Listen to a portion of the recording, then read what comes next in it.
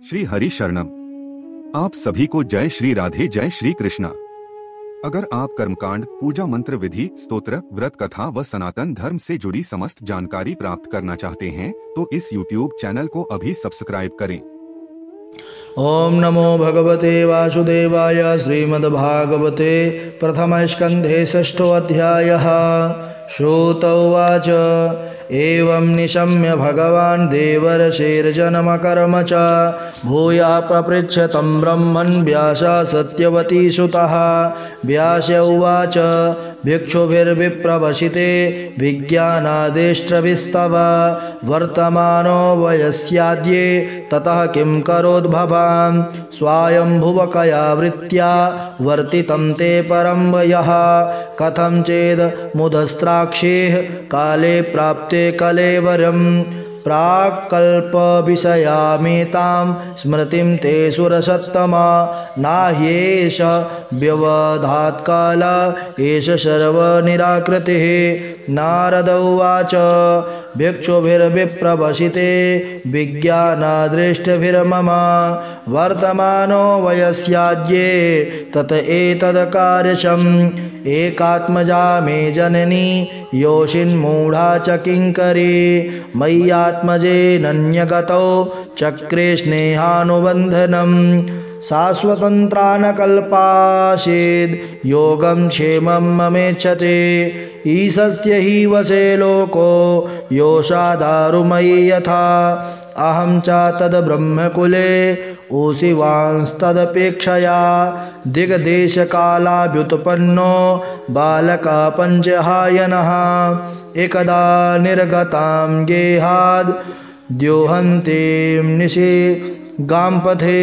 सर्पोदसत्पदा स्पृष्टः कृपणां कालचोदितः तदा तदहमीशस्य भक्तानां समभीप्सतः अनुग्रहं मन्यमानः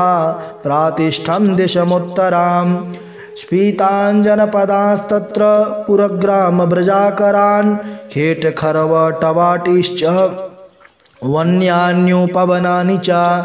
चित्रधातो विचित्राद्रि निभाभग्नभुजद्रुमान् जलाशयाश्चिवजलान् नलिनीः सुरसेविताः चित्रस्वनैः पत्ररथैर्बिभ्रमदभ्रमरस्त्रियः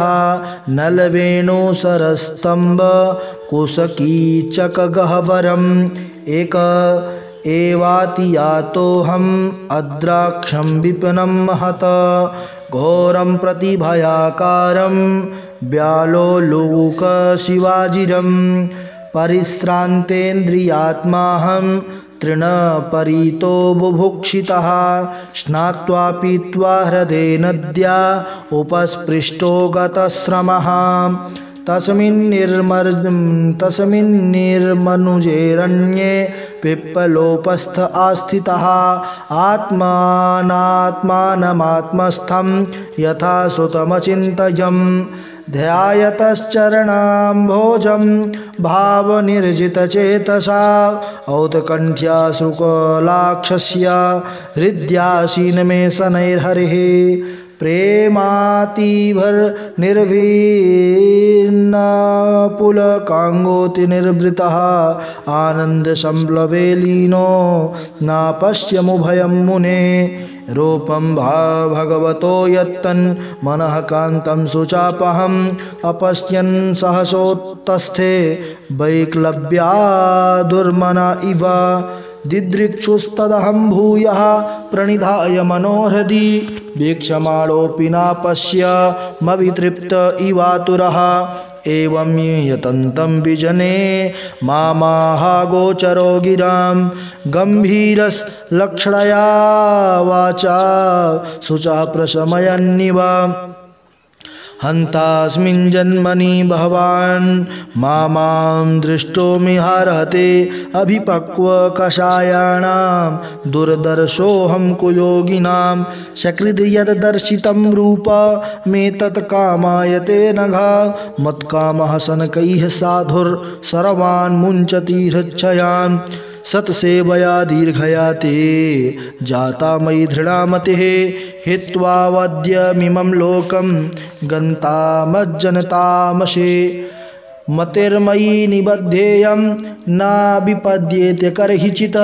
प्रजासर्ग निरोधो निरोधेऽपि स्मृतिश्च मदनुग्रहात् एतावदुक्तो परराम तन्महद्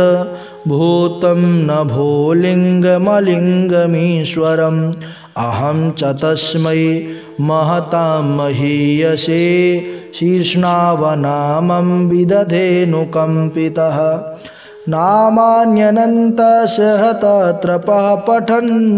गृह्णामि भद्राणि कृतानि च स्मरन्